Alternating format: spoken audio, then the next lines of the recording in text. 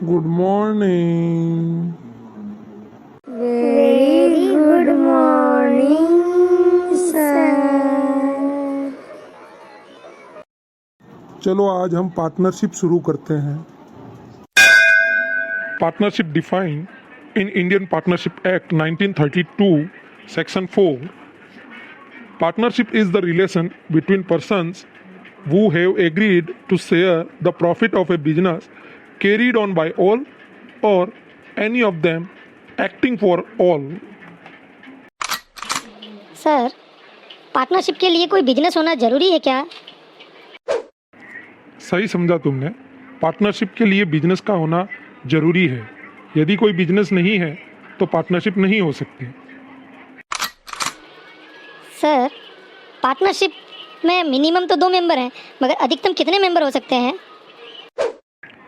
Partnership में अधिकतम संख्या के बारे में कहीं पर भी एक्ट में नहीं बोला है, परंतु इंडियन कंपनीज एक्ट 2013 सेक्शन 464 में मैक्सिमम नंबर ऑफ पार्टनर्स बताए हैं, जो कि 50 से ज़्यादा नहीं हो सकते।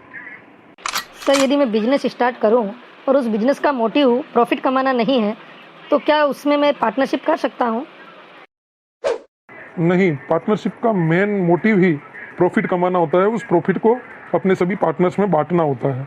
बिना प्रॉफिट के किए जाने वाला कोई भी बिजनेस पार्टनरशिप के अंतर्गत नहीं आ सकता।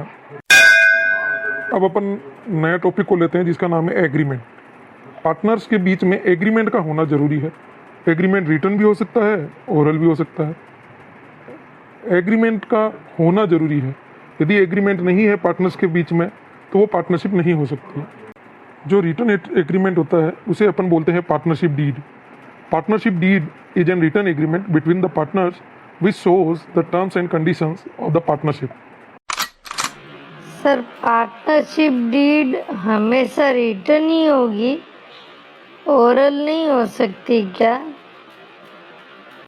हो सकती है, मगर रिटन एग्रीमेंट करने के कारण फ्यूचर में डिस्प्यूट होने की संभावना कम रहती है, इसलिए रिटन एग्रीमेंट को ही प्रीफर किया जाता है। अब हमारा new concept, in the absence of partnership deed what rules should be followed. Partnership deed यदि नहीं है तो हमें कौन से रूल्स को फॉलो करना चाहिए?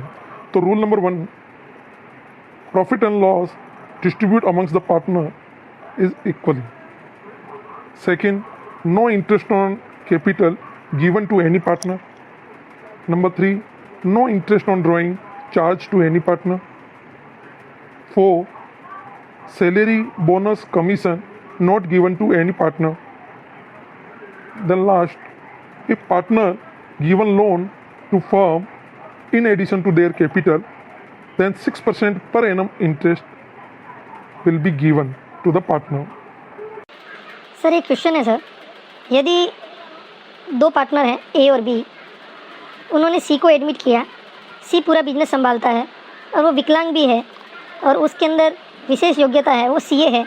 अब वो बिजनेस संभाल रहा है, बाकी वो दोनों पार्टनर्स आते नहीं हैं, तो उसने प्रॉफिट जो था उस प्रॉफिट में से आधा हिस्सा खुद ने रख लिया और बाकी जो आधा बचा उन्हें पार्टनर्स में बांट दिया, मगर उनके बीच में कोई भी एग्रीमेंट नहीं था। तो सर, ये जो इन्होंने बांटा है वो तो सही बांटा है? नहीं, पार्टनरशिप डीड यदि नहीं है तो उनको प्रॉफिट एंड लॉस को इक्वली बांटना पड़ेगा, चाहे वो हैंडीकैप हो, चाहे वो स्पेशल नॉलेज रखता हो, चाहे वो पूरा बिजनेस संभालता हो, कोई काम का नहीं है। यदि उनके बीच में कोई एग्रीमेंट नहीं है तो ऐसी सिचुएशन में प्रॉफिट हमेशा इक्वल ही बांटा जाएगा। Thank you students, today's class over. Thank you sir. Thank you sir.